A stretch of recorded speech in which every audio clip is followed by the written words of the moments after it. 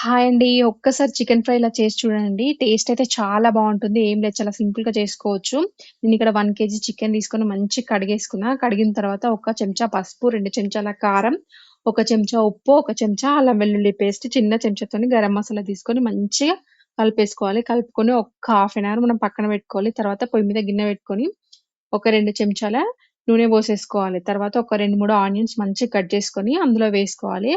Onions మగ్గేదాకా ఒక 10 minutes మనం మూత పెట్టేసుకోవాలి. ఒక 10 మినిట్స్ మూత పెట్టేసుకున్న తర్వాత ఇక్కడ ఆనియన్స్ అనేటివి మనకు మంచిగా మగ్గిపోయినాయి. తర్వాత ఒక 2, 3 పచ్చిమిర్చి, కొంచెం పుదీనా వేసుకోవాలి. కొంచెం పసుపు వేసుకోవాలి. కలిపేటప్పుడు వేసాం. ఇక్కడ పోపులో కూడా పసుపు వేసుకోవాలి మళ్ళీ.